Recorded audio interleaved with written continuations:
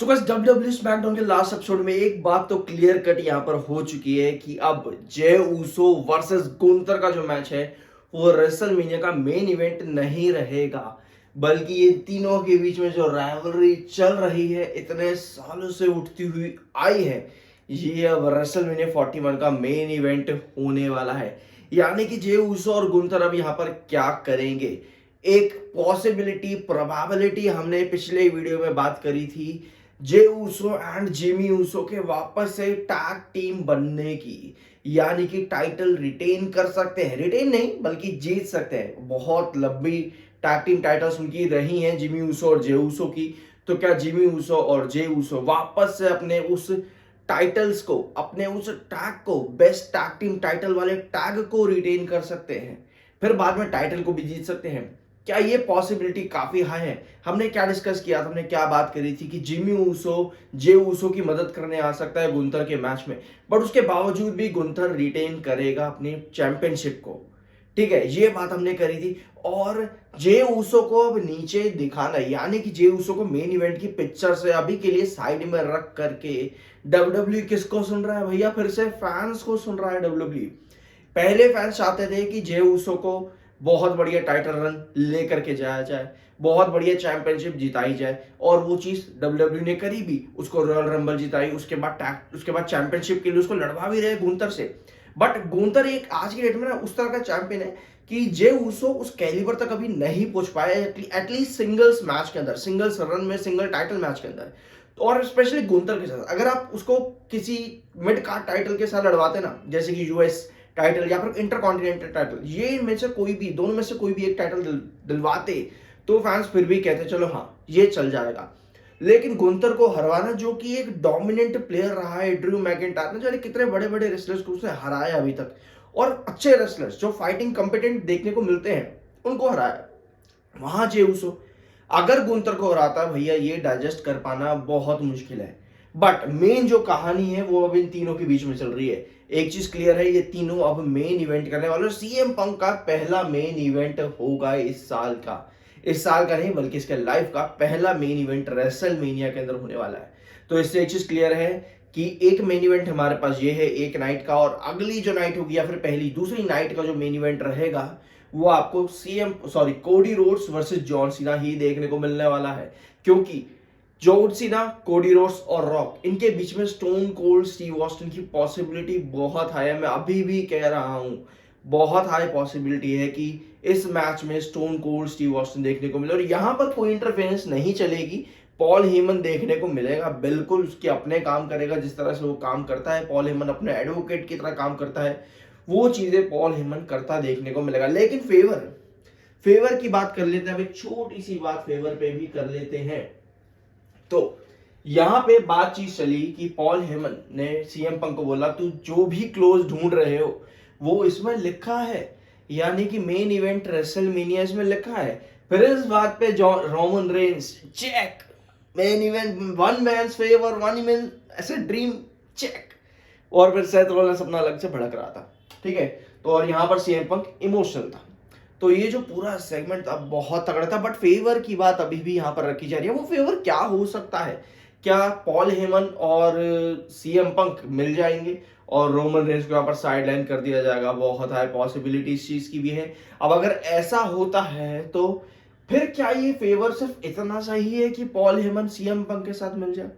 इतना सा फेवर तो यहाँ पर मुझे नहीं लगता कि होने वाला है, या कुछ और चीजें हो सकती है, कुछ और क्लोजेस यहाँ पर ऐड करे हो सकते हैं पॉल हेमन ने इस साइन ड्राफ्ट के अंदर, जिससे कि CM Punk main event WrestleMania के, मान लो कि इनका मेन इवेंट फर्स्ट नाइट को होता है और अगले मेन इवेंट के अंदर ऐसा कुछ क्लॉज ऐड हो इस ड्राफ्ट के अंदर कि सीएम पंक उस मेन इवेंट का हिस्सा टाइटल मैच के अंदर बन जाए। बट इसकी पॉसिबिलिटी बहुत दूर दूर तक जाती है, क्योंकि कोडी रोड्स के साथ सीएम पंक कहते हैं कि भैया अब हम बहुत अच्छे दोस्त हैं वगैरह चीजें हैं, but CM Punk John Cena और रॉक के बारे में बहुत सी चीजें ऐसी बोल चुका है जिसको पॉसिबिलिटी बनाकर चल सकते हैं कि हाँ, ये आगे जा करके CM Punk, John Cena, rock, इनके बीच में कुछ मैचेस हों, और होंगे भी डेफिनेटली, क्योंकि रॉक अपने फाइनल एरा के अंदर है, आप लगा लो यहाँ पर कि उसका ये फाइनल रन हो सकता है, या फिर आने वाले 1-2 साल ही अब रॉक हमको इस फिट रेसलिंग के अंदर देखने को मिलेगा। और जॉन सीना को तो ये चल ही रहा है रिटायरमेंट टूर एज हील सीना। उसकी बहुत सी चीजें हम डिस्कस कर चुके हैं जॉन सीना के बारे में, उस पर इतना नहीं जाएंगे।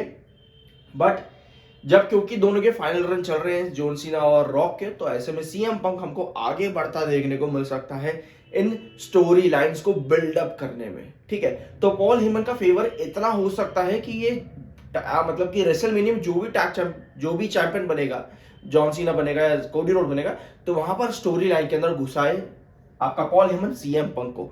तो ये काफी हाई पॉसिबिलिटी बन जाती है यहाँ पे। अपार्ट फ्रॉम दिस, ये देखो अभी मैं आपको एक पंच यहाँ पर दिखाता हूँ जे उसो का। मैं इसको कहता हूँ बहुत ही वीक एस पंच, मतलब इतना स्लो आता है ऐसे यूं करके ऐसे इतना स्लो इतना वीक लगता है ये कि मैं नहीं चाहता था कभी भी कि जे उसो एटलीस्ट अभी फॉर नाउ कि जे उसो मेन इवेंट पिक्चर के अंदर आए, एटलीस्ट वो भी रेसलमेनिया के अंदर। चलो ठीक है, अगर आ भी जाता है तो कम से कम वो गुंथर को तो नहीं हरा सकता अभी के लिए, क्योंकि गुंथर को हराने के लिए शायद से बहुत से चैंपियंस अभी भी डब्ल्यूडब्ल्यूई में ऐसे हैं जो हरा सकते हैं। और दूसरी बात ये कि क्योंकि गुंथर के पास चैंपियनशिप है वर्ल्ड हेवीवेट, एक टाइम था डब्ल्यूडब्ल्यूई में जब वर्ल्ड हेवीवेट चैंपियनशिप और डब्ल्यूडब्ल्यूई चैंपियनशिप, ये दो चैंपियनशिप बहुत इंपॉर्टेंट रहती थी। अब आज की डेट में जब से मेरे हिसाब से गुंथर के पास टाइटल है ये डब्ल्यूडब्ल्यूई हैवीवेट चैंपियनशिप का, तब से ये चैंपियनशिप थोड़ी सी वीक लगती है और सबका ध्यान ज्यादातर कोडी रोड्स वाली चैंपियनशिप पर ही रहता है कि कोडी रोड की चैंपियनशिप है डब्ल्यूडब्ल्यूई वाली, वही सबसे बढ़िया। वर्ल्ड हेवीवेट चैंपियनशिप को थोड़ा सा वीक कर रखा है क्योंकि इसके मैचेस भी बहुत कम होता है। आप देखो यहाँ पर कितना कम चैलेंज किया जाता है, कभी किसी मेन इवेंट में चैलेंज कर दिया, बस इतना ही बस। ठीक है, ऑल्दो डब्ल्यूडब्ल्यूई जो कोडी रोड वाली चैंपियनशिप है उसको भी बहुत ही कम चैलेंज किया जाता है मेन इवेंट्स के अंदर ही, यानी कि पीएलईस के अंदर ही चैलेंज किया जाता है, उसके अलावा कोई मैचेस यहाँ पर नहीं कर रहा है डब्ल्यूडब्ल्यूई। ये गलत बात है, ये गलत बात है। आपको औरों को भी मौका देना चाहिए, ये नहीं कि पूरे एक साल तक बंदा लेकर के बैठा हुआ है चैंपियनशिप को। 2 साल रोमन रेंज के साथ वो चीज अच्छी लगती थी क्योंकि उसके पास वो कैलिबर दिखता था। बट कोडी रोड्स ना ही वो प्रोमोस तरह के, एक बार जॉन सीना ने अगर बोल दिया ना कोडी रोड्स को कुछ रिंग के अंदर, मुझे लग रहा है डब्ल्यूडब्ल्यूई बोलने नहीं दे रहा, वरना उसका रेलिवेंस खत्म हो जाएगा जो कोडी रोड्स का। अगर जॉन सीना ने कोडी रोड को कुछ भी बोल देता है, मतलब प्रोमो अभी जॉन सीना कुछ नहीं बोल रहा है, उसको वीक दिखा रहे हैं, एक दिन कोडी रोड जॉन सीना ने कोडी रोड को कुछ बोल दिया, उसका सारा ऑरा ढह जाएगा वहीं पे ही कोडी रोड्स का। ठीक है, तो उस चैंपियनशिप को बड़ा दिखाना है डब्ल्यूडब्ल्यूई को, क्योंकि वहां पर रॉक इन्वॉल्व है, बड़े बड़े सब रेसलर दुनिया भर के इन्वॉल्व है। बट इस चैंपियनशिप को ये थोड़ा सा वीक दिखा रहे हैं गुंथर की, लेकिन इसको स्ट्रॉन्ग पता है कैसे बनाएंगे? ब्रॉक लेसनर की एंट्री से। बहुत वीडियोस मैंने आपके साथ दी हैं इस चीज पर कि ब्रॉक लेसनर वापस क्यों आ सकता है, किस रीजन से। ऑल दो केसेस की बातें अलग है, बट एज अ फैन हम देखें तो आना चाहिए, और ये बिल्कुल पिक्चर परफेक्ट मूवमेंट भी है क्योंकि जिमी ऊसो जे ऊसो वापस अपने टैग चैंपियनशिप्स की तरफ वापस मुड़ जाएंगे। फिर गुंथर अकेला बचेगा, गुंथर के हराने वाले सारे चैंपियंस जितने भी थे ऑलरेडी गुंथर से हार चुके हैं, बट और भी बहुत से चैंपियंस हैं जिनसे अभी गुंथर का मैच हुआ ही नहीं है। बट मुझे लगता है कि ब्रॉक लेसनर का यहाँ पर वापस आना पिक्चर के अंदर बहुत ज्यादा जरूरी हो जाता है।